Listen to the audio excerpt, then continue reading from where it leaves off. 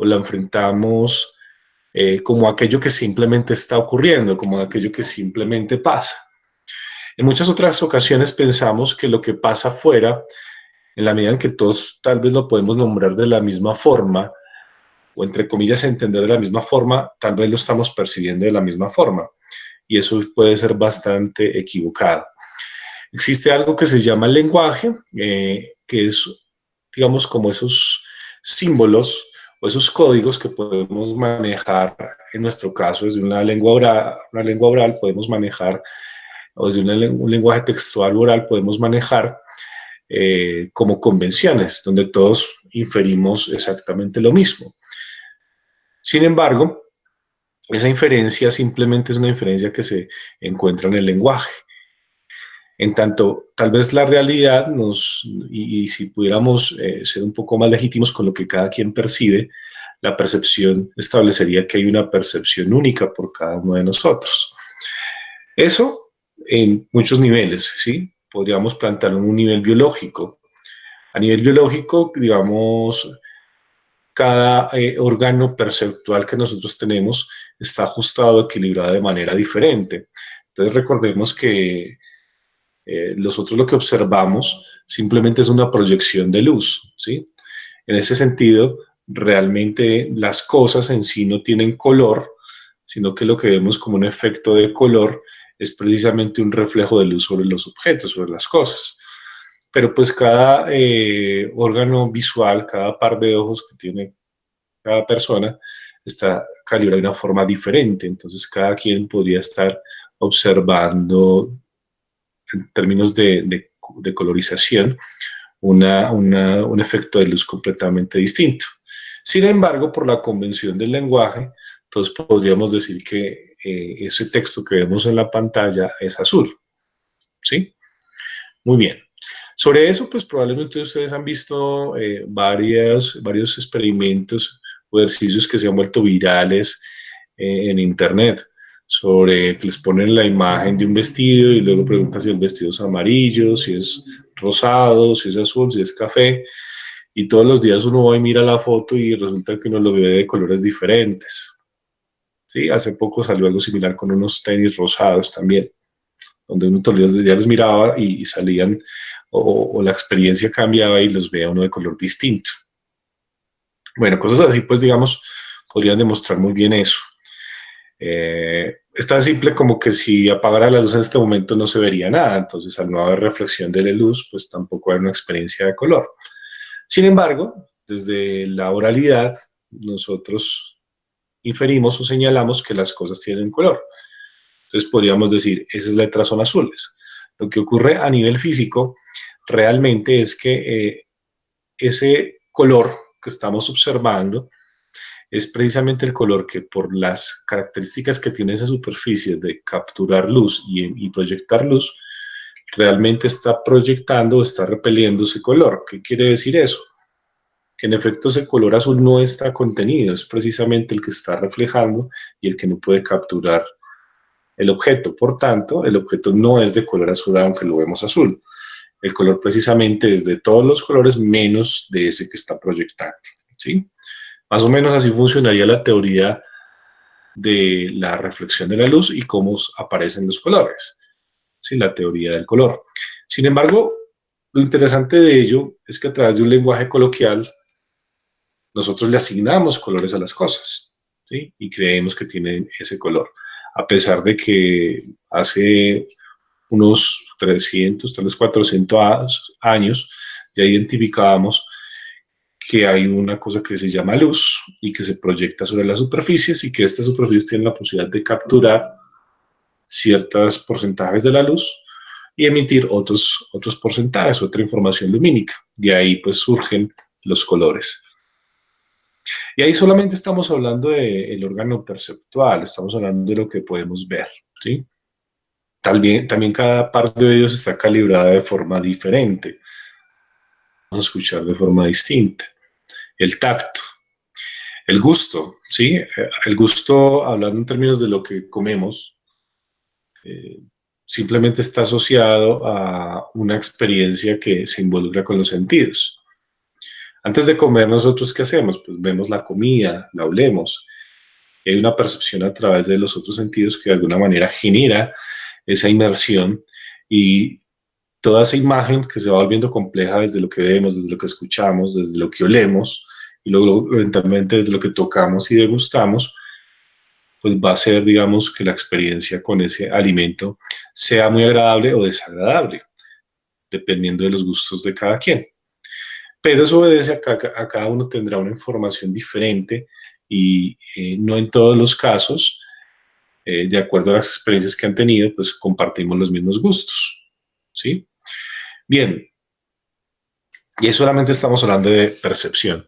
Por otro lado, si lo miráramos desde un sentido cuántico y si lo planteáramos desde la línea espaciotemporal, podríamos decir que en estos momentos, aunque a partir de una convención horaria, tal vez son cerca de las 7:45 de la noche, perdón, ¿sí? No, son cerca de las 6:45 de la noche,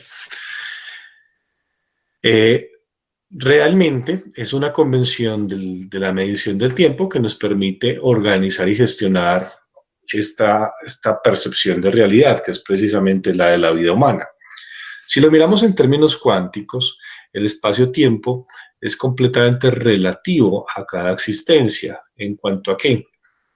En cuanto a que cada uno de nosotros y cada célula que nos compone y cada átomo o cada planeta o cada cosa que llamemos existencia o forma estaría ocupando un único espacio, una única unidad espaciotemporal en el universo, ¿sí? Supongamos que el universo es como una especie de malla o tejido o red y simplemente cada existencia es un puntico, un punto de intersección donde se conectan dos líneas. Y esas dos líneas, una se llama tiempo y otra se llama espacio, ¿sí? Cuando se conectan esas dos líneas, generan o están determinando en esa abstracción que estamos haciendo del universo una existencia determinada por el espacio-tiempo. Pero resulta que en ese sentido, si ocupamos cada uno un lugar diferente en el universo, pues estamos ocupando un espacio-tiempo diferentes. Por lo tanto, todos estaríamos en un tiempo distinto, en relación a que también estamos en un espacio diferente. Si estuvieran incluso acá al lado mío y estuviéramos conversando, así fuera por milésimas de segundo, la información que estoy diciendo en estos momentos tardaría en llegar a su oído. Y así tarda esas milésimas de segundo para el momento en que yo habré terminado de decir las palabras y ustedes apenas las estén escuchando, va a representar el hecho de que ustedes están escuchando mi pasado, ¿sí? Porque para el momento en que ustedes han escuchado lo que yo estoy diciendo, pues ya lo he dicho. Por lo tanto, yo sería el futuro de ustedes en tanto escuchan lo que estoy diciendo. Estoy hablando de una señal, es decir, de un paquetico de información que viaja en un campo elástico y que en este caso pues está también viajando a través de un sistema electrónico y electromagnético que permite que la onda llegue hasta donde están ustedes. Entonces ahí podríamos hablar de que estamos, por ejemplo, la latencia sería un poco más de unas milésimas de segundo, tal vez podría alcanzar a ser medio segundo. Eso ya hace que nos ubiquemos en un espacio-tiempo distintos, ¿sí? Muy bien. La realidad finalmente se define a partir de esa percepción. Y aquí se involucran tres conceptos que van a ser claves para determinar lo que hace esa percepción en nosotros. En primer lugar, estamos hablando de la ética. La ética, más allá de entenderla como un sistema de principios, valores que nos habla del bien y del mal, que nos establecen qué es lo que debemos hacer y qué es lo que no debemos hacer, que nos establecen las normas, que nos establecen las leyes, que nos establecen esa lógica. La ética en un sentido un poco más amplio nos está hablando o nos invita a una reflexión precisamente de cómo estamos habitando. Y es más bien un ejercicio racional y consciente en términos de entender las formas en que nosotros habitamos. También entendiendo pues que hay muchas formas de ese habitar que son inconscientes, ¿sí? Hay formas que son muy inconscientes. Pero esas formas que también son muy inconscientes, de alguna manera determinan cuál es nuestra percepción de la realidad, ¿sí? Por decir algo, intuitivamente, un pintor observa la luna y puede pintarla, ¿sí? También lo puede hacer un astrónomo, también lo podría hacer un poeta desde la escritura. También lo podría hacer un astrólogo en vez de un astrónomo.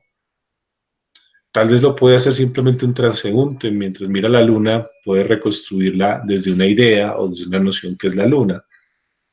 O podría hacerlo también un astrofísico. Pero cada uno desde su disciplina y desde su entendimiento de la realidad construye una reflexión o un entendimiento distinto de esa luna. Porque esa experiencia que él está viviendo, o que todos vimos, que es observarla, en este caso, de una manera involucrando otro elemento, un elemento psíquico, que por un lado es la emoción que le puede generar la luna y por otra parte es el lenguaje desde donde la está comprendiendo o entendiendo.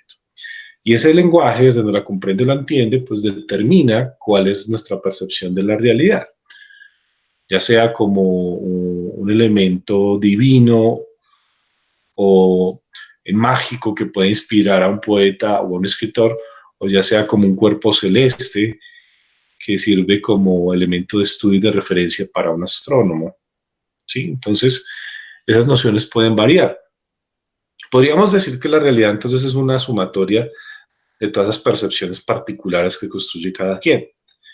Pero en este caso estaríamos limitando a que la información solo se transmite a partir del lenguaje oral y además consciente, o un lenguaje textual que puede ser una convención cultural pues, del ser humano. Pero ahorita vamos a hablar de cómo sus lenguajes van un poquito más allá de eso. Si nos quedamos simplemente en la cultura, entonces resulta que a partir de la semiótica, el ser humano, cuando hablamos de semiótica estamos hablando de comunicación, estamos hablando del lenguaje, posibilita una interpretación y una representación de esa realidad, pero a su vez le favorece desde la dimensión ética poder descifrar una actuación coherente con ese contexto o con esa realidad. Cuando estamos hablando de una actuación coherente y consistente, estamos diciendo que precisamente la ética no se puede limitar a una reflexión sobre lo bueno o lo malo, porque realmente desde nuestros principios éticos lo que debemos procurar es una acción que sea consistente o coherente con la realidad. ¿Qué quiere decir eso? Que no solamente nuestras intenciones o un deber ser son los que determinan nuestra conducta. Hay también elementos biológicos, hay también elementos psíquicos inconscientes que pueden determinar esas acciones. De ahí, por ejemplo, el libre albedrío, ¿sí? Digamos que estuviéramos hoy en el SENA de formación, salimos temprano y decimos algo como, bueno, ¿por qué no nos tomamos una pola? Pero uno sabe que si se va a tomar esa pola y que además mañana tiene que madrugar, eso que llamamos una pola se va a convertir en 10 y probablemente va a llegar enguayada al otro día al trabajo o tal vez ni llegue. Uno ya de entrada sabe que si se va a tomar esa pola no va a ser una sola, porque hay un efecto pues que puede ser muy placentero cuando se está con los amigos tomándose una cerveza y puede surgir el gusto por más cervezas y la conversación y demás llevará a que uno se tome varias, ¿sí? Entonces uno de entrada ya sabe que si se va a tomar esa cerveza, seguramente va a ser inevitable que se tome otras más. Y es desde ahí donde uno tiene mecanismos de control para decir, no, pues es que lo correcto no es irme a tomar la cerveza porque debo madrugar, sino irme para mi casa y punto. Sin embargo, podemos tener una decisión, tomar una decisión por encima de ello y tal vez ir a tomar la cerveza. Entonces allí identificamos que nuestras acciones también dependen de esas emociones y eso que podemos estar sintiendo en el momento. Y las emociones, más allá de ser una abstracción y que las entendemos como lo que estoy sintiendo, siento odio, tristeza, gusto, agrado, desgusto, a nivel fisiológico las emociones generan toda una dinámica electromagnética en el cerebro, eléctrica en el cerebro y generan toda una dinámica química a nivel de las glándulas y el cuerpo, ¿sí? Entonces las emociones tienen ese elemento completamente biológico demarcado, sino que desde la oralidad tal vez las establecimos como algo muy abstracto. Entonces fíjense esa relación que existe entre la semiótica y la ética. Desde el lenguaje representamos esas maneras de habitar. Si recuerdan, en la inducción, esta competencia se llama promover la interacción idónea consigo mismo, con los demás, con la naturaleza, el entorno social y laboral. Fíjense que la competencia está hablando de interacción idónea. Y cuando hablamos de interacción idónea, estamos haciendo lo que es la ética. No habla de la mejor interacción, ni habla de la interacción ideal, ni habla de la interacción correcta. Dice idóneo. Y cuando estamos hablando de la interacción idónea, estamos hablando de una interacción coherente con esas circunstancias, ¿sí? Y culturalmente, pues nosotros también fácilmente podemos entender esas circunstancias o entender esos códigos y saber cómo comportarnos de acuerdo a cada contexto. Por eso les decía, más allá de la ética, decidirnos si debemos actuar bien o mal, o qué está bien o qué está mal, es cómo hacemos un ejercicio reflexivo para entender cuál es la manera adecuada en términos de coherencia en la que debemos actuar.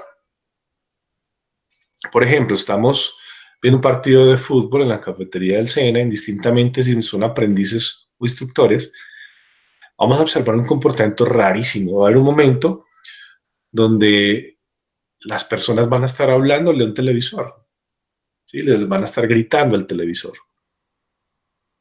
Y vemos cómo se está replicando un comportamiento irracional por varios motivos. Podemos inferir que no le hablan al televisor directamente, sino tal vez a algún jugador o al árbitro, o probablemente le dicen árbitro hijo de puta y demás cosas por el estilo. Pero lo que inferimos es que más allá de ese comportamiento racional hay una expresividad frente a las emociones que está sintiendo en el momento y hace uso del lenguaje para expresar algo que es completamente espontáneo. La realidad se legitima en el uso de palabras tal vez no muy adecuadas o no muy buenas, como son esas, llamémosle palabras vulgares o groserías. Entonces vamos a escuchar expresiones como se lo comió este hijo de puta, árbitro no sé qué, esto sí es mucho marica. Bueno, en fin. Vamos a escuchar toda esa clase de expresiones, ¿sí? Y de repente actuar en ese momento frente al partido de fútbol, frente a un televisor, pues de esa manera no es nada irracional, a pesar de que desde el sentido común dijéramos que esa acción es absurda, pero por los códigos de nuestra cultura, hacerlo es apenas normal, es apenas natural y es algo que ya se ha normalizado. Entonces todos lo vamos a hacer, distintamente si es aprendiz o instructor. Sería más raro aún, eso sí sería muy raro, que alguno de nosotros no lo hiciera, ¿sí? Que alguno de nosotros no expresáramos nada al respecto del partido, entonces la gente empieza a mirar, y este man, ¿por qué no dice nada? Es como raro. Y obedece precisamente a eso, a que el código cultural es otro. Entonces, al no estar dentro de la convención, eso que no está dentro de la convención es extraño. Normalmente, desde un sistema moral, eso que es extraño se califica como algo desconocido y por lo tanto potencialmente nocivo. Pero plantear algo desconocido como algo nocivo es completamente irresponsable, ¿sí? Si lo hablamos desde la ética, pues actuar de esa manera no sería coherente, ¿sí? Porque pues, lo importante es entender primero antes de poder actuar o de señalar un juicio de valor. Claro, entonces hoy estamos viendo partidos de fútbol echándole madrazos al televisor, pero seguramente si el otro día llego al trabajo y le digo a mi jefe, buenos días viejo marica, pues me va a echar, ¿sí? ¿Por qué? Porque ese no es el contexto en el que yo pueda expresarme de esa manera y más en ese sentido, esa misma palabra que el día anterior podía significar algo positivo como la expresión de mi euforia y mis emociones, en un sentido, digamos, de desahogo y de sublimar eso que estoy sintiendo, al día siguiente, si tratara así a mi jefe, pues me echarían del trabajo. Eso. Entonces es así como desde el sentido común y desde el conocimiento del lenguaje y cómo funciona y lo que puede representar, nosotros vamos a hacer construcciones coherentes dentro de ese contexto, dentro de que interactuemos o actuemos. Y eso es lo que llamamos precisamente ética o un sentido ético, ¿sí? ¿Por qué los otros animales no tienen una ética? ¿Sí? Porque es que la ética es un elemento completamente cultural y la cultura es propia del ser humano, ¿sí? Cuando hablamos del ser humano estamos hablando de historia, la historia es una construcción cultural. Cuando hablamos del ser humano estamos hablando del bien y del mal, y el bien y el mal son construcciones que surgen de la misma cultura y del mismo lenguaje, ¿sí? Que es propio del ser humano, ¿sí? ¿Quién ha dicho que entonces un león deba ser castigado porque coma ciervos en la pradera?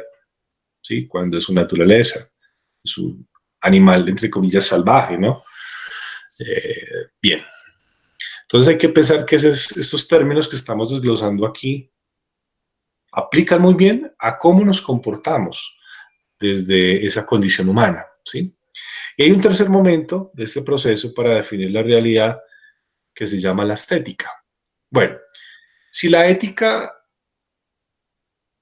son las maneras de habitar, todas las maneras que interactuamos con el mundo, las costumbres, la tradición, son ese comportamiento que se descifra a partir de esos códigos culturales. Y si la semiótica es la manera de representar todo eso, pero no simplemente se limita a un lenguaje oral o textual, sino que también se refiere, como lo decíamos ahora, a diferentes niveles de lenguaje y saberes o conocimientos, porque involucrábamos la semiótica con un lenguaje que podía ser matemático, con un lenguaje que podía ser físico, o que podía ser poético, o que incluso podía ser numérico o abstracto desde la música, si estuviéramos hablando de alguien que compone una pieza musical a partir de lo que percibe de la luna. ¿Qué pasaría entonces con la estética? ¿Qué viene siendo la estética en ese ejercicio? ¿Sí? La ética es la interacción del ser humano con el mundo, ¿sí? A partir de los códigos. La semiótica son los lenguajes, son los saberes y el conocimiento que utiliza para representar esas formas de habitar y a la vez para transformarlas. La ética en ese caso, ¿qué sería? ¿Qué creen ustedes?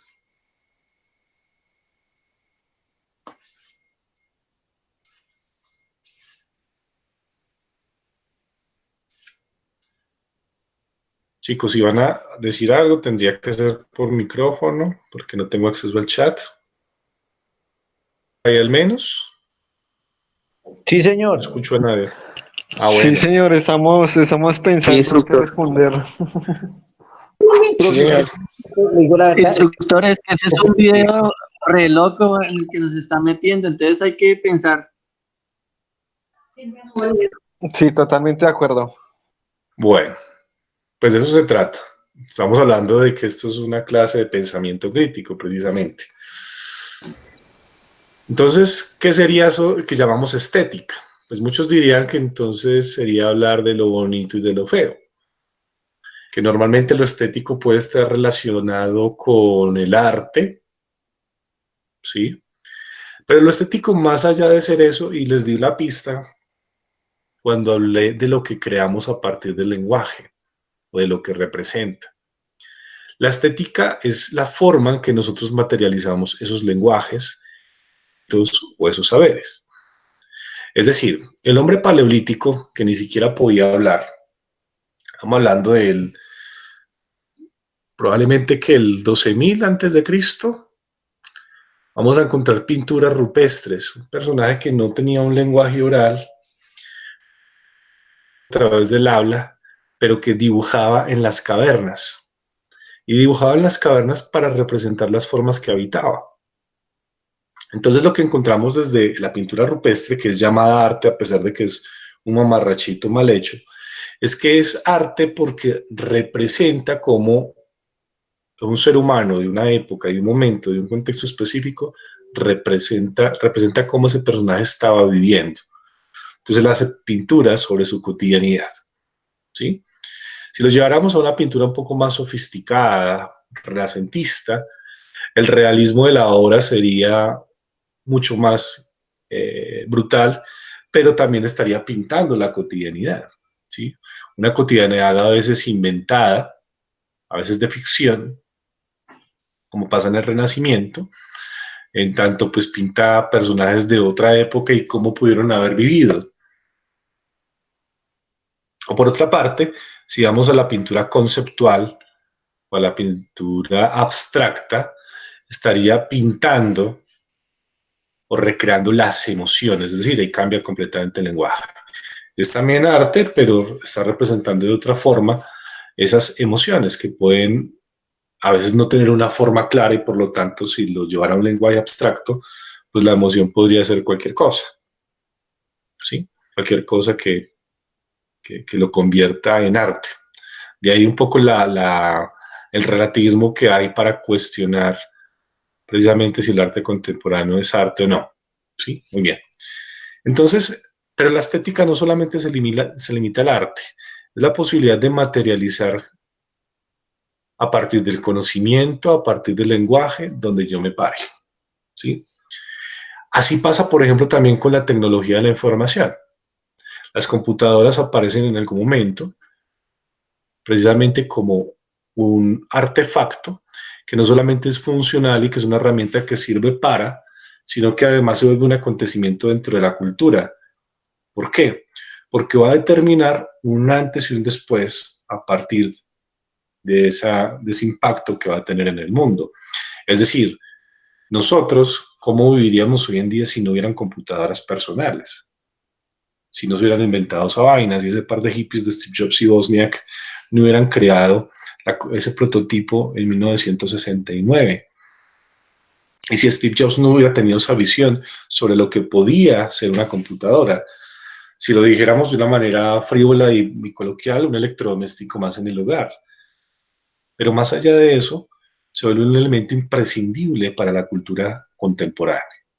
Es decir, la tecnología de la información ha marcado un antes y un después. Y en ese sentido, al partir la cultura de esa manera y ser un acontecimiento dentro de esta, estamos hablando de que es un fenómeno estético, porque transforma por completo esas formas de habitar. Entonces, fíjense en lo que pasa dentro de la estética.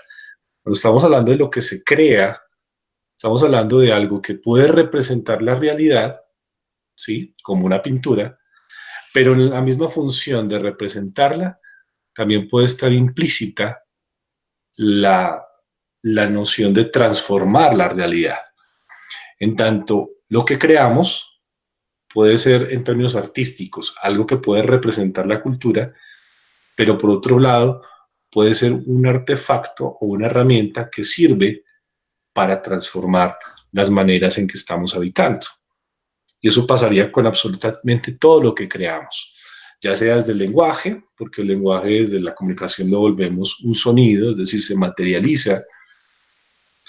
Entonces también es una construcción estética, ya sea desde los artefactos tecnológicos que creamos con un lenguaje matemático y con un conocimiento físico frente al comportamiento de la electricidad o con conocimientos de electrónica para entender que la programación de un dispositivo se realiza mediante un lenguaje, ¿sí? Entonces también estamos hablando de que el lenguaje se transfiere a eso. O precisamente, si nos paráramos desde la física cuántica, que nos establece otra posibilidad de realidad, porque nos está hablando de algo que existe a nivel micro o a algo que existe a nivel completamente macro, ¿sí? La física cuántica nos habla de lo que pasa años luz de distancia del planeta Tierra, nos habla de lo que puede pasar con un agujero negro, pero también nos puede hablar de lo que está pasando a nivel molecular, incluso a partir de partículas más pequeñas que llamamos quarks o incluso de cuerdas, y que las cuerdas son como una especie de vibraciones que vagan por el espacio, ¿sí? Incluso pues la teoría del origen del universo a partir de las cuerdas plantearía que en un principio no existía ni siquiera la materia de la energía. Esas vibraciones que llamamos cuerdas simplemente eran paquetes de información que se conectaron en algún momento. Aquí va un paquetico, aquí va otro, y en el momento de chocar generaron una nueva información y eso empezó a expandirse. Y cada vez la información que iban generando iba volviéndose más sofisticada y más compleja, y de esa manera pues se expandió el universo y ha creado cada cosa que existe. Bien, ahí simplemente estamos hablando de teorías. Pero resulta que nosotros construimos la realidad precisamente desde eso. Primero, no podemos dejar de lado la ética en términos de que somos un cuerpo que circula, que está habitando, que tiene unas necesidades básicas como las de cualquier otro animal, pero que adicionalmente tenemos algo que se llama conciencia, intencionalidad, voluntad, y que a partir de eso nuestras acciones pueden ser conducidas y pueden ser controladas. Si lo hablamos desde el ámbito de la cultura, ahí, digamos, podríamos hablar del libre albedrío y podríamos hablar de la libertad, porque a partir de ese ejercicio reflexivo yo puedo escoger o seleccionar algo, ¿sí? Pero ahora les voy a hablar de un personaje que va a cuestionar un poquito eso, ¿sí?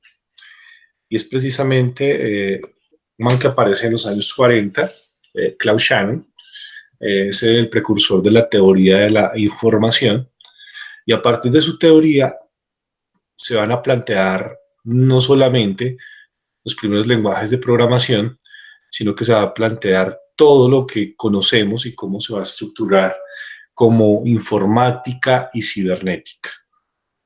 Es decir, el man es el que crea la noción de la computadora digital. Sus demostraciones matemáticas permiten el desarrollo de codificación de sistemas binarios, que según él, pues establece que la información se mide a partir de esa codificación binaria. Los llama dígitos binarios, que en contracción y en acortamiento traduce bytes, ¿sí? Y es la manera en que la información se almacena. Y a partir de la influencia que va a tener Shannon en términos de ser un gran matemático muy brillante y las demostraciones que tiene, da bases para que luego Alan Turing, otro matemático inglés, cree la primera computadora digital, es decir, la primera computadora que es electrónica y se puede programar, ¿sí? ¿Y cómo se programa una computadora? Básicamente, pues, yo le pongo una lógica, ¿sí? Es el sistema, le pongo una lógica, un algoritmo.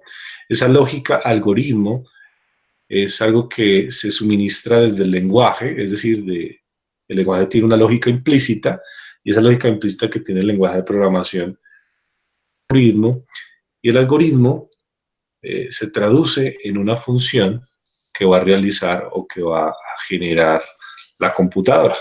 A partir de que recibe una información, la procesa y luego eso lo convierte en un resultado. Entonces él procesa gracias a ese algoritmo o esa lógica.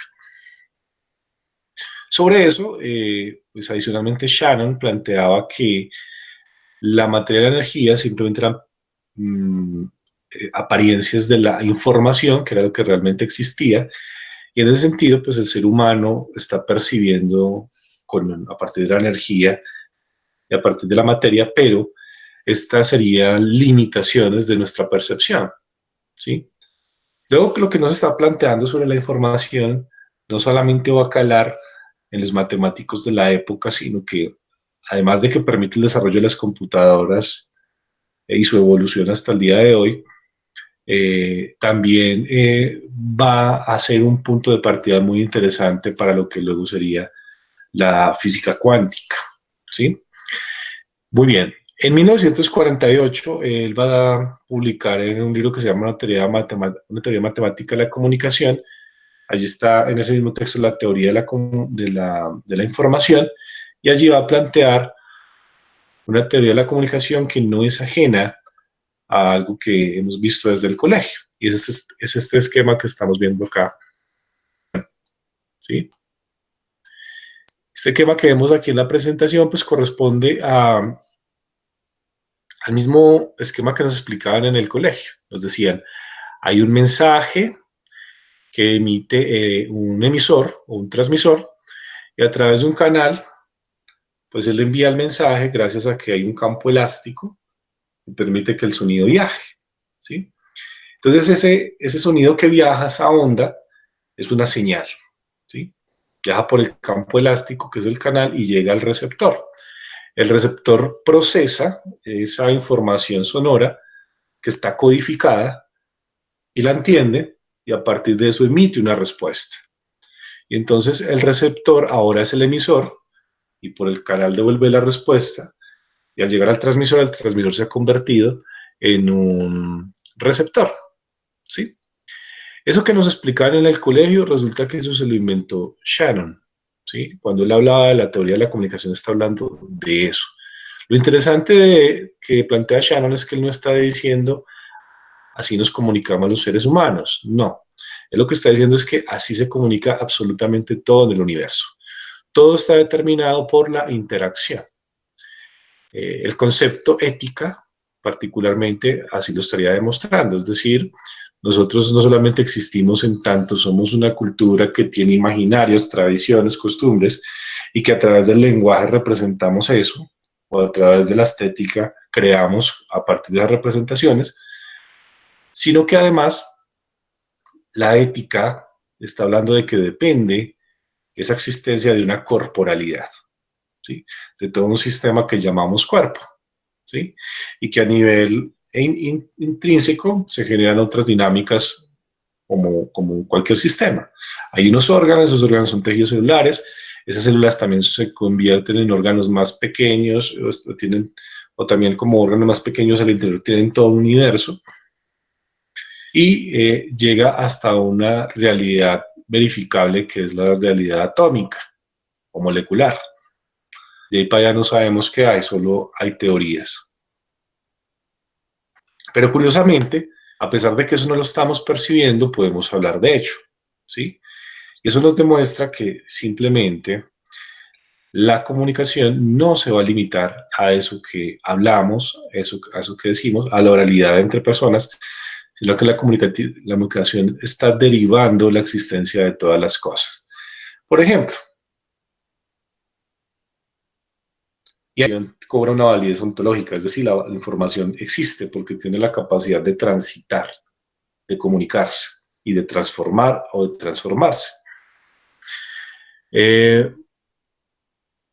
Entonces, en un proceso, por ejemplo, de mitosis, una célula lo que hace es duplicarse. Entonces, ¿cómo es posible que una célula se convierta o se parta en dos para generarse a sí misma? Y luego esas dos se van a seguir duplicando. Básicamente lo que hace la célula es que ya dentro de sí misma tiene la información de toda su composición, por lo tanto, al tener la información, potencialmente puede replicarse. ¿Qué es lo que tiene que hacer la célula? Pues conseguir la energía suficiente o información para poder sacar de sí, de su sistema, la información que tiene de sí misma y duplicarse. Lo que hace la célula es recoger entorno para poder determinar su propia forma y ya en una acción química, físico-química, se duplica. Claro, la célula en ese sentido podríamos decir es bastante inteligente. Esa es la información y cómo puede procesar energía extrínseca para convertirla o materializarla en una forma exactamente igual a ella. Claro, hablar de eso es hablar de inteligencia en términos de que es un sistema que ante un proceso de gestión de la información genera o se reproduce en un resultado, en una acción directa y tiene un efecto sobre la realidad. Si pensáramos a nivel psicológico sobre nuestra realidad, preguntar a quién es cada uno de ustedes, pues la respuesta más simple sería decir, pues yo soy yo, sí, pero a la vez eso no me está diciendo nada.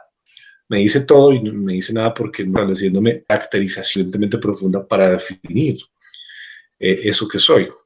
Entonces, la pregunta, intentar definir qué soy, empiezo a escudriñar en algo que va a ser clave. Probablemente lo primero que va a decir es mi nombre. Ah, pues yo soy Juan David.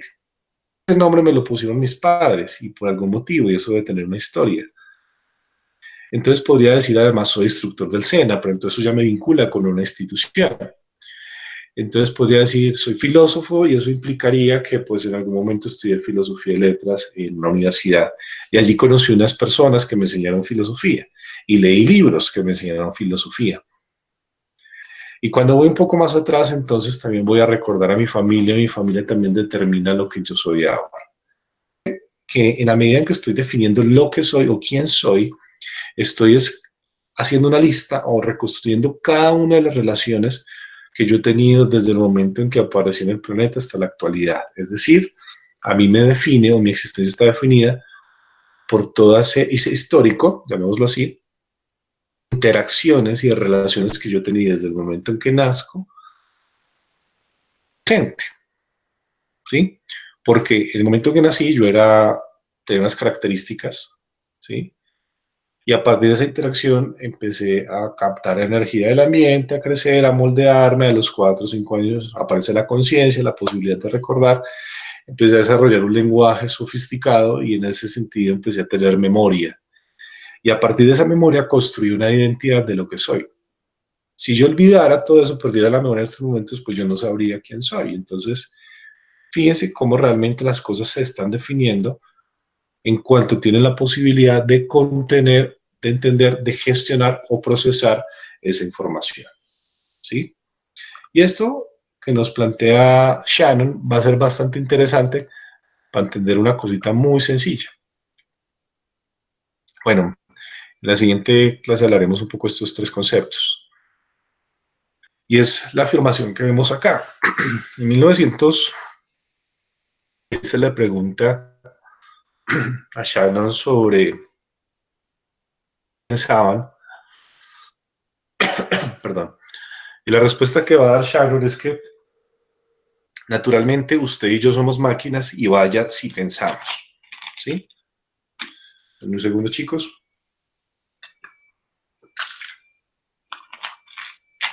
Toca tomar agüita. Y cuando dice eso, está diciendo algo que se escapaba de toda esa visión antropocentrista, donde nos creíamos, cuando digo antropocentrista, nos creíamos el centro del universo y que todo giraba en torno a la humanidad y que la humanidad era la máxima expresión de la naturaleza y de las especies animales y que la humanidad en términos del raciocinio, la racionalidad tenía toda la capacidad de controlar y manipular o gobernar la naturaleza. Pero luego lo que nos vamos a dar cuenta es que ni siquiera podemos gobernar nuestras propias emociones, no nos podemos gobernar a nosotros mismos, ni siquiera nuestra química. A duras penas podemos controlar la respiración. Entonces, allí identificamos que realmente el ser humano es un poco torpe e ingenuo en creer que está por encima de cualquier voluntad, digamos, de humanizar todo. Y Shannon nos está planteando algo bastante interesante. Más bien, en vez de pensar que los humanos son diferentes al resto del mundo, al resto de los otros seres o al resto de otros sistemas de gestión de información, hay que entender que la conducta de un sistema de información está programada. Es decir, que nuestros deseos, nuestra conducta, lo que nosotros hacemos o no hacemos, es algo que está programado, ¿sí? No necesariamente bajo una intención maligna, si lo queremos llamar así, pero sí bajo algo que llamamos simplemente la naturaleza. Es decir, programar, como les decía hace un rato, era recoger una información del entorno, procesarla bajo un tipo de codificación o lenguaje y llevar eso y volverlo un proceso, ¿cómo decirlo? Un proceso abstracto, matemático, un proceso algorítmico, que luego va a dar una respuesta o va a dar como resultado otro paquete de información, ¿sí? En las computadoras pasa lo mismo. También tienen un lenguaje que es lógico matemático, pero realmente cómo piensa una computadora, pues sería tan difícil de pensar si los perros pensaran como piensa un perro, es decir, no somos una computadora y no somos un perro. Y en ese sentido tenemos sistemas de lenguajes diferentes y por lo mismo sería muy difícil llegar a entender sobre eso. Sin embargo, lo que estaría planteando Shannon es que cosas como la libertad, el libre albedrío, la posibilidad de escoger algo simplemente son construcciones que están dentro de la cultura.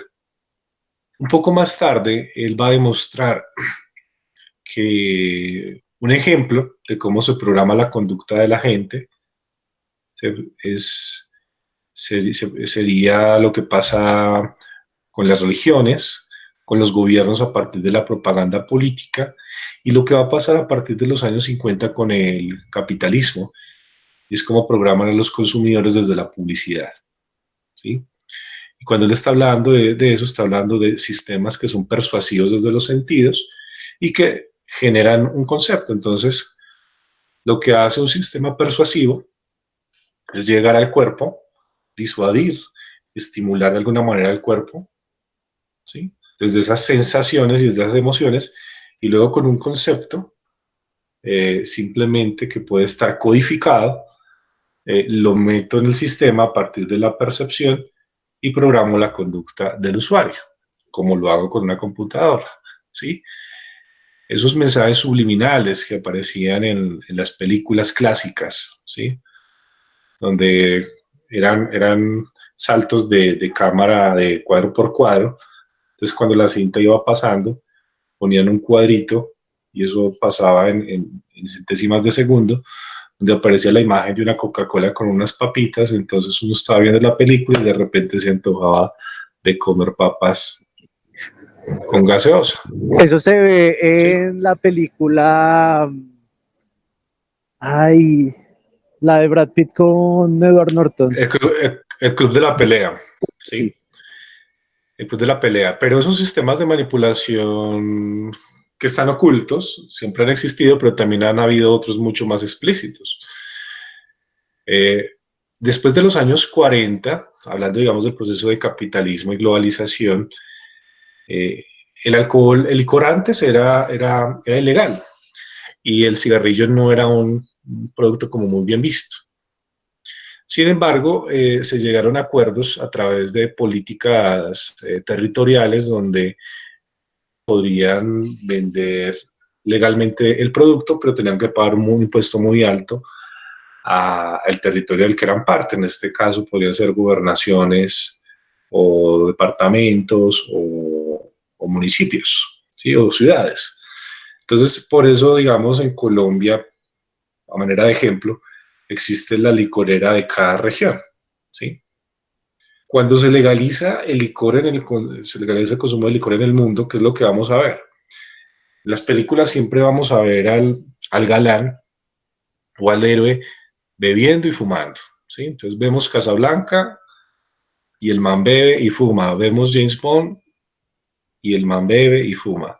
Entonces los personajes siempre están bebiendo y fumando porque es simplemente generar un estatus frente a una acción que es tomar o fumar.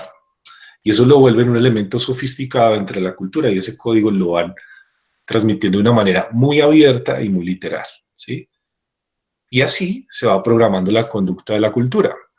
Entonces, en un sistema capitalista, ¿dónde se expresa su libre albedrío o la libertad?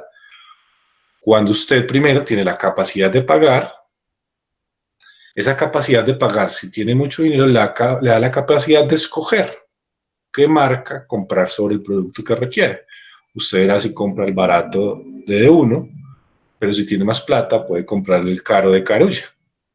Y dependiendo de lo que usted compre, no solamente le va a servir para resolver su necesidad, sino que la marca, en términos de lo que representa la publicidad, también le va a dar un estatus social, que a la vez es un estatus económico o poder dentro del sistema capitalista. Y finalmente, de eso nos convencieron justo después de la Segunda Guerra Mundial. ¿Por qué nos tenían que convencer de eso? Porque las empresas que se volvieron multinacionales gracias a la Primera y Segunda Guerra Mundial, que favorecieron esa gran revolución industrial, y nacen estas multinacionales brutales, al final de la Segunda Guerra dicen, bueno, ¿y ahora qué hacemos? Se nos acabó la guerra, ¿y qué vamos a hacer con toda esta infraestructura, insumos? Y solo sabemos fabricar armas, ¿sí? Solo sabemos fabricar indumentaria militar, solo sabemos fabricar tanques de guerra, carros blindados, municiones. ¿Ahora qué vamos a hacer? Y dijeron, no, pues fabriquemos automóviles, fabriquemos electrodomésticos, ¿sí? Entonces ya en la propaganda política fue desplazada por la publicidad. Dejamos de ver a, a Hitler o el nazismo recreado en la figura de un mono al estilo King Kong, o dejamos de ver del otro lado recreado a los judíos como una especie de extraterrestres que llegaron de otro planeta y son una especie de enfermedad que va a acabar con la humanidad, y por eso hay que exterminarlos, porque dentro de varios ese era el imaginario de los nazis con respecto a los judíos. Vamos a dejar de ver ese fenómeno de monstrificación del otro, donde el otro se vuelve una criatura extraña y malvada a la que le tengo que temer, y se empieza a moldear una publicidad o una propaganda que ya no está orientada hacia eso, sino que tiene que ver con el ama de casa que compra una buena aspiradora, la máquina de coser, la nevera, o el hombre sofisticado que se compra su auto Ford, ¿sí? Y eventualmente ya después de la Segunda Guerra Mundial, pues también un Volkswagen, ¿por qué no? Entonces Singer ya dejó de fabricar carros blindados y municiones y empezó a fabricar máquinas de coser, ¿sí? Nestlé, que participó de la guerra fabricando muchos alimentos imperecederos para los soldados, sin importar el bando que fuera, a pesar de ser porque en ese momento estamos hablando que son empresas multinacionales ya, la guerra permite eso. Entonces, simplemente le vende al mejor postor, pues se traslada de fabricar, de procesar alimentos para los batallones, para los soldados, a fabricar alimentos que favorecen el crecimiento de los niños y que integran o que son saludables para la vida en familia, ¿sí? Y así vamos a encontrar toda clase de marcas. Adidas fabricaba indumentaria para militares alemanes, y luego, pues, acabada la guerra, se separan los dos hermanos que eran dueños de la fábrica y empiezan a fabricar indumentaria deportiva. Se separan además porque quien se queda con Adidas va a seguir siendo nazi, en tanto el otro dice yo no soy nazi, no, y simplemente como alemán, pues, me hice loco porque si no lo hacía me iban a matar, y me van a matar por ser un amante de judíos. Entonces él crea otra marca que se llama Puma, ¿sí?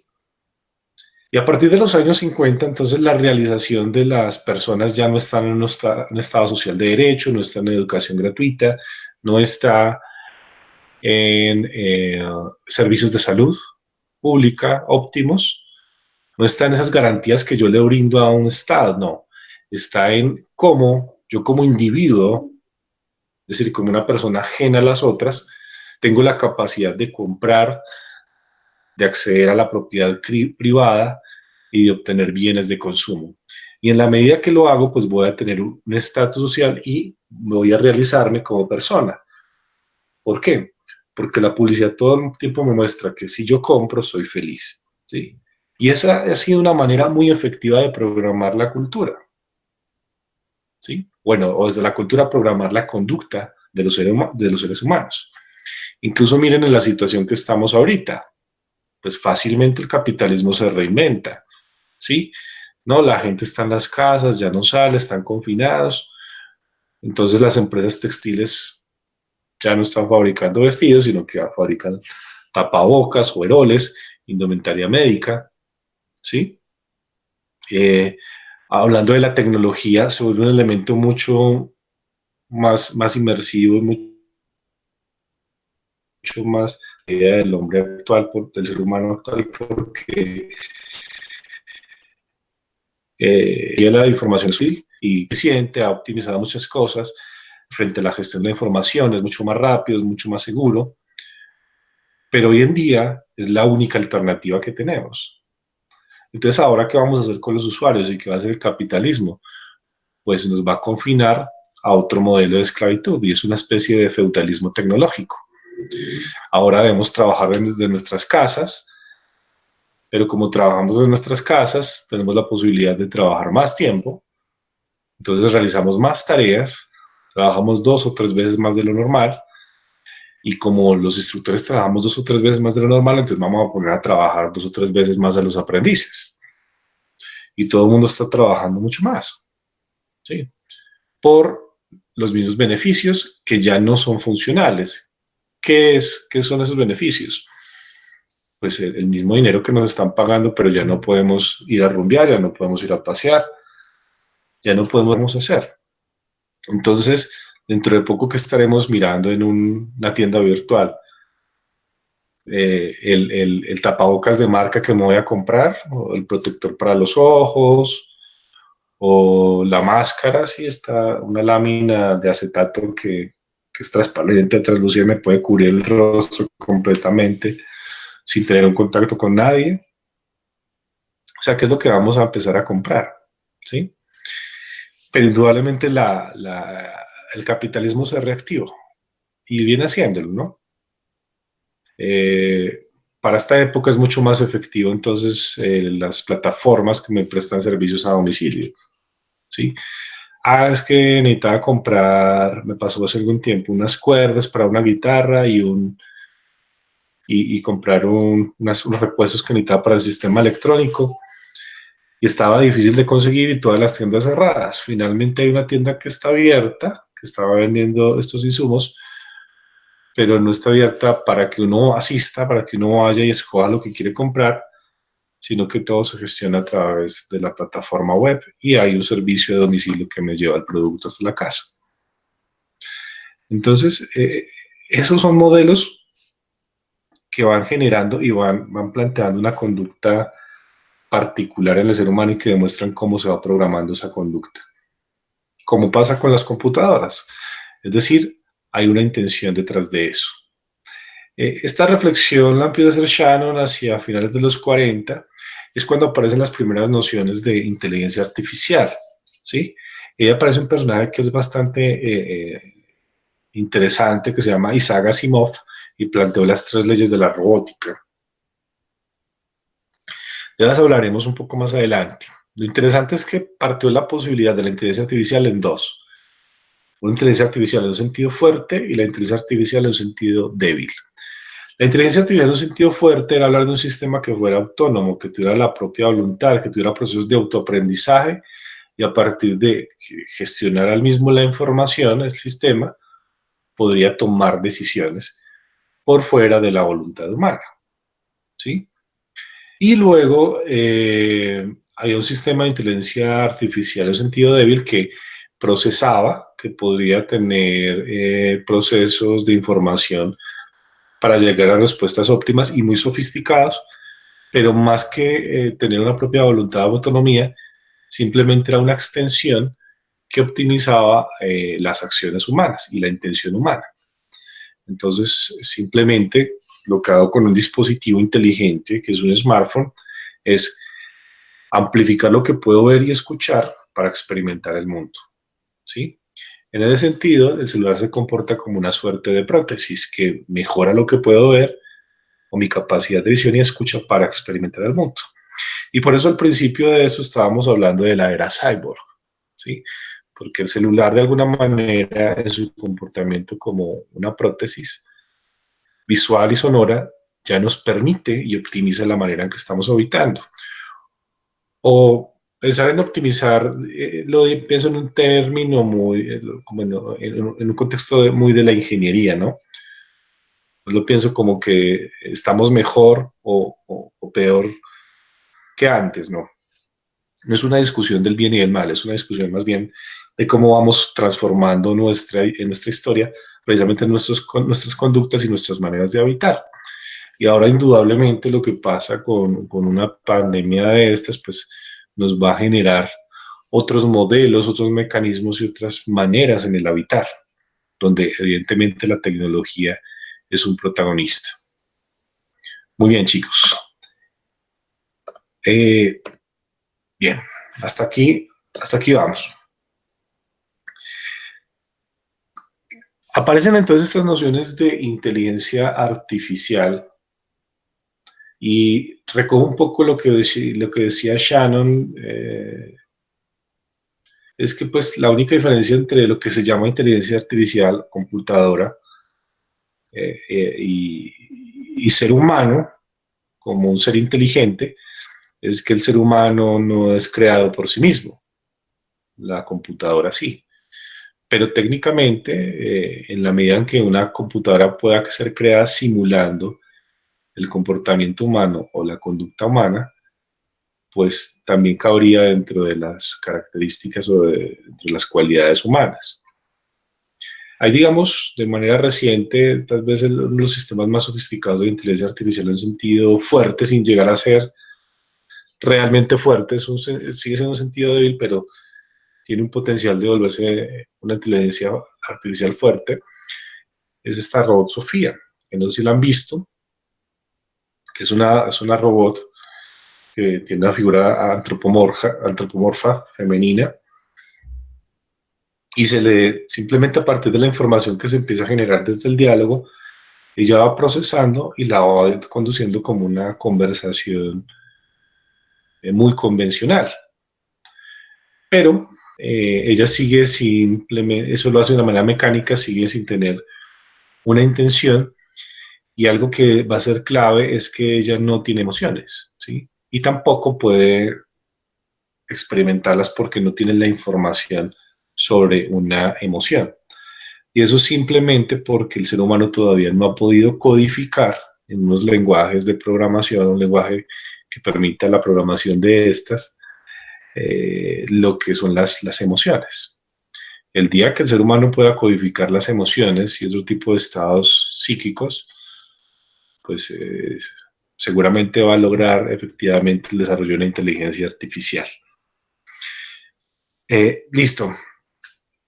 Hasta acá vamos a dejar la explicación sobre esto. Pues la idea es que durante estos días ustedes van a ver una película o van a ver un episodio de alguna serie que trate estos temas. Yo les voy a enviar en un correíto ahorita, después de un break, apenas por ahí media horita, 40 minutos, en un correo les voy a enviar los enlaces y algunas recomendaciones de algunas películas que podrían ver. Pueden ver al menos, la idea es que vean al menos una. Si quieren ver varias o todas, si tienen tiempo, lo pueden hacer. Tal vez algunas ya se las han visto, ¿sí? Una se llama Her, que es con Joaquín Phoenix, que es de un personaje que se enamora del sistema operativo de su celular y de su computador. Es un sistema operativo que se diseña para que se comporte en la interacción con el usuario, para que se comporte en la interacción con el usuario como si fuera su pareja y su novia. Entonces el man se termina tragando del sistema operativo y estoy enamorado. Entonces, lo que nos muestran allí en términos de la virtualización de la vida y por otra parte el efecto rebote que tiene una inteligencia artificial, es decir, la inteligencia artificial es inteligencia porque tiene la capacidad de pensar como un ser humano, o lo que realmente nos lleva a crear, o realmente lo que la define como un ser humano, o que llega a pensar como un ser humano, es que nosotros vemos la humanidad reflejada en su conducta. ¿Sí? Entonces, ¿qué es lo que nos hace humanos? ¿Sí? Un comportamiento psíquico, interno, de nuestro cerebro, de nuestra memoria, o más bien lo que proyectamos desde la conducta y la interacción con otros. Entonces, nos muestra un poco como esa relación de la adentro y la afuera frente a qué nos hace humanos. Una película similar que recoge de forma similar, pero un poco más efectiva, frente a cómo logra persuadir al personaje de que es humana, es Ex Machina o Ex Máquina, que también va por esa misma línea. Y es mucho más, diría que yo creo que logra ser un poco más profunda que Her, porque nos va mostrando una máquina que se va volviendo humana, ¿sí? Básicamente. Y genera esa brecha entre cómo una máquina podría llegar a ser más humana que un mismo humano, ¿sí? Y potencialmente, pues mejor. Y Eh, tenemos otra peli que habla sobre la relación entre el hardware y el software, y también con elementos de virtualización y realidad e inteligencia artificial, que se llama Ghost in the Shell, ¿sí? Y esta noción, pues, me sirve esta referencia me sirve para recordar una noción que es importante y olvidada decir, que digamos sería el cierre de la clase, o representa el cierre de la clase. Y es que asimismo, como desde la historia de la modernidad hemos determinado que el ser humano existe bajo dos dimensiones que llamamos una mente y otra cuerpo, y que al parecer la mente es de una naturaleza diferente a la corporal, es decir, es de naturaleza metafísica, existe en términos abstractos. Lo que se estaría argumentando más bien desde esta teoría de Shannon es que la mente es una construcción del lenguaje. En tanto, si una computadora funciona es precisamente porque tiene un software que está corriendo en ella, ¿sí? Es decir, hay un hardware y hay un software. El software es la lógica que hace que la computadora se comporte de cierta manera. Lo mismo pasaría con nosotros en cuanto a la mente. Es un paquete de información codificada que genera patrones de conducta según esa lógica que establece el mismo software. En este caso, la mente. Entonces, en Ghost in the Shell se trata un poco ese tema particularmente. Y creería que hay otras películas que también lo pueden plantear de una manera muy interesante, como, que esa no me gustó tanto, pero la tesis que plantea es bacana frente a la nanotecnología, y es Transcendence, que es con Johnny Depp. El man se muere y se vuelve una inteligencia artificial que puede reconstruir otra vez su cuerpo con nanotecnología y reconstruir lo que le dé la gana. Y la nanotecnología, que es de alguna manera cibernética, empieza a entremezclarse con lo orgánico también. Entonces es muy potente desde ahí, de lo que estamos hablando de la teoría de la información. Hay otra película que se llama Lucy, que es con Scarlett Johansson. La nena, Sí, a esa partir del película es consumo súper buena, la de Lucy. la nena, a partir del consumo de una droga, llamémoslo así, empieza a potencializar el desarrollo de su cerebro. Y lo que se va generando a medida que lo potencializa es que tiene cada vez una capacidad más efectiva de capturar la información, procesarla y entenderla. Entonces su comportamiento también se va volviendo muy complejo, porque estaba muy por la línea de Shannon. Llega a tal punto de almacenar y codificar la información que puede, pues, modificar la misma realidad, ¿sí? Es lo que termina haciendo Lucy en su potencial desarrollo del cerebro. Que bueno, esa tesis sí es un poquito floja, porque ya desde los años 70 se demuestra que no es que nosotros solo tengamos, hayamos desarrollado entre el 1 y el 1.5% del cerebro. Nosotros tenemos desarrollado el 100% y usamos el 100%. Lo que pasa es que no lo usamos de manera simultánea. Dependiendo de las emociones, usamos una zona del cerebro. Dependiendo de cómo estamos caminando para mantener el equilibrio, usamos el cerebro de cierta manera. Cuando estamos hablando y desde la acción desde las acciones cognitivas, estamos utilizando el sistema nervioso central. Entonces, no es que el cerebro no esté desarrollado un 100% o no lo utilicemos en un 100%. Sí lo hacemos, pero no de forma simultánea. Si lo hacemos, ¿qué pasa? Como un sistema electromagnético, pues se sobrecarga y se quema, ¿sí? Entonces, es lo mismo que le pasa a una computadora. Si usted pone la película, si además está trabajando, pone música, le carga un montón de videojuegos, esa saturación y el funcionamiento simultáneo, porque yo puedo poner por pantalla compartida la película en el TV, mientras por aquí hago la tarea de promover en un Word, y por acá tengo 3 juegos abiertos además. Entonces, esa sobrecarga también de la computadora pues va a dañar el procesador, va a dañar el cerebro. Asimismo pasa pues con el ser humano. Listo. Dentro de la lista les voy a enviar una que se llama Chappie, que tal vez no es tan conocida y es muy bacana para que la pillen. Ahí hay varios enlaces. También pueden ver series. Hay una serie pues, que recomiendo y les envío el enlace para que la vean, que se llama Black Mirror, que nos muestra el impacto de la tecnología en un futuro no muy lejano.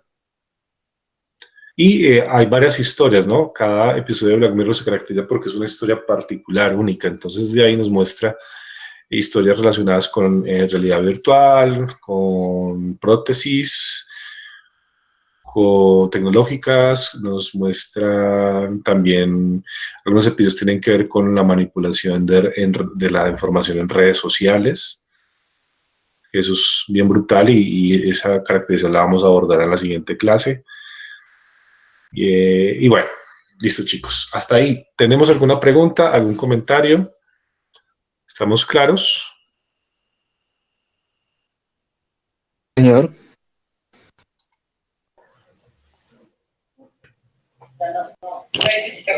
Sí, claro.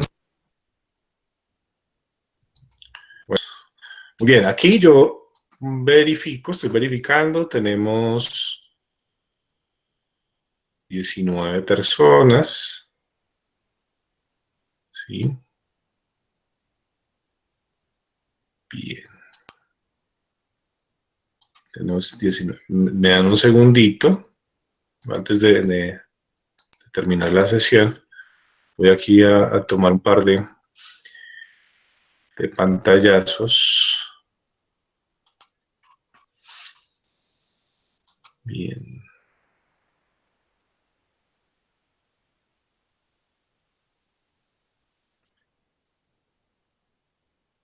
¿Dónde está esta vaina? Listo. Entonces les preguntaba, ¿tienen alguna duda? ¿Tienen algún comentario adicional? ¿Estamos claros? Profe, sí, yo tengo una pregunta. Es que hay como una serie animada que se llama Animatrix, algo así. Pero pues creo Sí, que es algo relacionado con el tema, ¿verdad? Porque pues sí tiene mucho que ver Sí, cómo claro. las máquinas se comportan como en la vida humana o algo así. Es súper buena también, la vida Sí, precisamente ahí se está caracterizando temas de realidad virtual y una tesis que planteaba Descartes al comienzo de la Edad Moderna. Descartes en Meditaciones Metafísicas planteaba que la realidad que estábamos experimentando no era real y que era una construcción virtual de un genio maligno que nos utilizaba como fichas dentro de un juego. Entonces, que en realidad lo que llamamos realidad era una especie de sueño y el acercamiento más legítimo que teníamos a la realidad verdadera eran las imágenes que teníamos cuando estábamos soñando, ¿sí? Entonces habla un poco sobre lo que pasa en Matrix, ¿no? Que estamos conectados a una máquina. El man lo planteaba más o menos de esa forma. Bajo esa tesis que estamos hablando, eso fue en el siglo XVI, ese man planteó eso. Esa tesis permitió luego la construcción del guión de los hermanos, ¿cómo es que se llamaban estos? Wachowski, sí, para construir el guión de Matrix, ¿sí? Que de hecho tiene otra serie por ahí bien interesante, donde manejan la tesis de conectividad en red, maneja la noción de Internet, no el Internet en términos tecnológicos, que algunos teóricos plantean es que el Internet es o sea, cuando se crea el Internet nosotros estamos simulando formas que ya están en la naturaleza. El Internet funciona como las redes que se tejen en los bosques entre las raíces de los árboles, o funciona como un sistema neuronal, como un cerebro. Y eso puede inducir una especie de conciencia colectiva. Entonces en Sense8 o Sentido 8, que es una serie de estos personajes, ellos plantean cómo varios personajes que aparecen en diferentes lugares del mundo tienen una conexión a partir de un inconsciente y consciente colectivos y se van comunicando. En un cuento de Isaac Asimov que se llama La última pregunta, muestran precisamente cómo hay una evolución tanto de las computadoras como de los seres humanos. Y los seres humanos nos terminamos convirtiendo en una nube, nos volvemos una naturaleza gaseosa y una conciencia colectiva que vaga por el espacio exterior. Entonces todos estamos conectados ahí simplemente por la información en una nube. Eso es muy chistoso porque Asimov estaba planteando eso en la última pregunta debe ser por ahí de los años 50, 60, tal vez.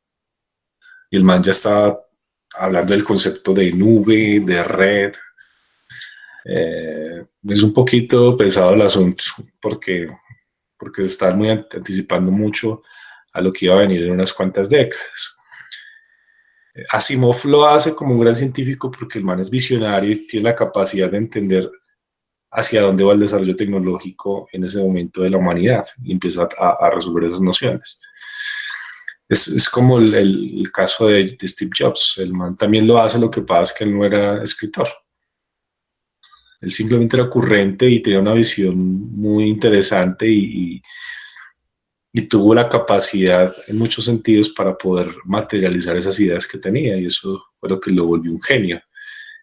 Era precisamente esa capacidad de ver más allá y de una cosa que parecía simple volverla un gran fenómeno dentro de la cultura, ¿sí? Como lo hizo con la computadora personal, o eventualmente como lo hizo con los celulares inteligentes, o un poco antes como lo hizo también con el MP3. Bueno, igual él nos inventó esa vaina, él se lo compró a unos chinos y luego lo replicó y de ahí salió los primeros iPods, ¿sí? Esos serían los primeros iPods. Pero bueno, chicos, bien. Aquí ya tengo pantallazos de los participantes. Bien, con esto yo ya tengo la evidencia y también tomo asistencia. Bueno, chicos, entonces son 5 para las 8. Vamos a... Entonces ya la sesión de hoy la dejamos hasta acá. Yo entonces en media horita, 40 minutos más o menos, les comparto en un correo los enlaces pues, de algunas de las pelis que podrían ver. Si quieren ver otras, pueden hacerlo. Al final del proceso, o sea, terminando la clase siguiente, ustedes van a hacer un cuestionario y necesitan referenciar una de estas películas. Entonces, desde la que ustedes quieran revisar estos conceptos, ya sea de realidad virtual o de inteligencia artificial o del impacto tecnológico o de la naturaleza protésica de la tecnología, el tema que ustedes quieren abordar, pues la idea es como que busquen esa película o esa historia que propiamente los relacione con ese tema. Si quieren pueden buscar algo también que es mucho más próximo al fenómeno capitalista y es sumamente contemporáneo. Es una serie que se llama Mr. Robot, ¿sí? Ya va por la 4ª temporada, que es la historia de un hacker y nos muestra precisamente cómo el sistema globalizado es tan débil, cómo la gestión de la información es tan débil, porque finalmente con la necesidad de convulsionar el capitalismo hacia una dinámica globalizada, se dejaron de lado muchos temas, como la seguridad de la información, la seguridad de las personas. La misma información de las personas circula por todas partes, y aunque no lo tocan de manera literal o explícita, también muestran cómo el lado débil de la globalización, por un lado, va a ser la propagación de enfermedades, porque por un lado hay potencialmente muchos virus que pueden estar por ahí y podrían generar una pandemia. Según la OMS hay aproximadamente 320 virus letales, una mortalidad altísima que están detectados y en cualquier momento podrían generar una pandemia. Y lo más curioso de eso que se observa es que ningún gobierno, ningún estado del mundo le ha apostado a una infraestructura médica que pueda soportar precisamente un impacto como este. Bill Gates en 2017 está hablando precisamente de la posibilidad de generarse una pandemia y que se va a representar de alguna manera la siguiente guerra de la humanidad, ¿sí? No iba a ser una guerra con bombas atómicas, no iba a ser una guerra en el espacio exterior, no iba a ser una guerra con drones, sino que iba a ser una guerra contra un virus que por su tamaño bien chiquitico y su presencia invisible, él habla de un enemigo invisible, iba a diezmar la población mundial. Y que además el principal efecto de eso la principal causa de eso era precisamente que los gobiernos no tienen una infraestructura médica suficiente para responder a una contingencia de ese tipo y por otro lado no han querido apostarle a desarrollar la vacuna contra la gripe, la influenza y todas esas variaciones que han habido durante las últimas décadas. Por ejemplo, el COVID-19 o coronavirus es una mutación del SARS, ¿sí? Que es un tipo de influenza. Apareció en China en el 2002. Pero el proceso de globalización en cuanto a que en el 2002 no era tan potente como ahorita, donde pues cualquier persona puede viajar a donde quiera sin ningún problema y de repente ese es el lado flaco de la globalización, ¿sí? Es la debilidad que tiene. Nos volvimos vulnerables en la medida en que nos potencializamos desde el mercado, la accesibilidad a productos, al consumo, la posibilidad de recorrer el mundo porque está muy barato viajar o estaba muy barato viajar. Entonces, frente a eso, finalmente el sistema es completamente débil y susceptible de una catástrofe como esta. Y bueno, hay cosas que pueden ir viendo para que retomemos la clase de la próxima semana. ¿Listo? Ya estamos claros entonces. No habría nada más que decir por hoy. ¿Tiene alguna pregunta, algún comentario adicional? Bueno, chicos. Entonces, de esa manera, entonces, dejamos la clase hasta hoy. Y pues nada, muchachos, que tengan una feliz noche. Nos vemos pronto. Ahí les envío el correíto más tarde. Bueno, por ahí nos habla que hay un compañero que la batería se me está agotando. Yuleni, una recomendación, un favor te pido. Si por algún motivo te llega el video de la sesión y a mí no me llega, entonces tú me lo podrías por favor compartir por correo, que igual pues vi que tú activaste la grabación, entonces... Sí, instructor, apenas me llegue yo se lo comparto a usted y al grupo, no hay problema. Listo, dale, muchísimas gracias. Bueno. Y ahí tenemos, y también me compartes el chat, creo que el chat también se comparte. Y entonces aquí tenemos el dato del compañero. No sé. Me escribió Ever Garzón, un compañero que no se pudo conectar porque no tiene internet en su casa. Bueno, graves ahí con Ever. Porque es que, sí, de todas maneras. O sea, en el sector donde viven no hay internet. Él sí cuenta con internet. Normalmente él nunca falla las clases, pero hoy no hay internet en el sector. Sí, es que eso está grave con la prestación del servicio de internet, entonces no hay problema. Listo, igual la actividad yo la comparto por correo. Si se me escapa algún correo, por favor ustedes se lo comunican, se lo compartan a los compañeros que de pronto no estaban allí y así todos pueden tener el contenido.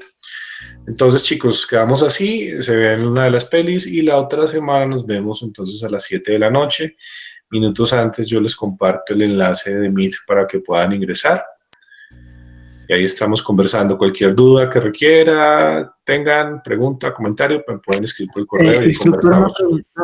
La película, o sea, bueno, sí. La película y la actividad es dentro de 8 días o mandas la actividad. No, la película se la van a ver ustedes esta semana, el día que quieran, a la hora que quieran, si la ven solos, con sus parejas, sus familias, sus hijos, ustedes verán. Para la próxima clase, ustedes lo único que tienen que hacer es ver la película. Y la otra y se desarrollará la guía que nos dice. Exacto, y en la próxima clase vamos a seguir abordando el tema, vamos a discutir sobre las pelis que vieron y sobre eso hacemos un ejercicio escrito y listo. Entonces, Listo. solamente tienen que ver la película y ya eso es todo, no más. Bueno, no, listo. ver películas. No mentiras. Gracias, profe. Perfecto, Listo. inserto, muchas gracias. Tenía que salir Bueno, feliz este. noche. Feliz noche a todos. Hasta luego. Hasta Feliz noche. Hasta luego. luego, que estén muy bien. Hasta luego, que estén bien. Chao. Chao, chicos, chao, Hasta chao. luego.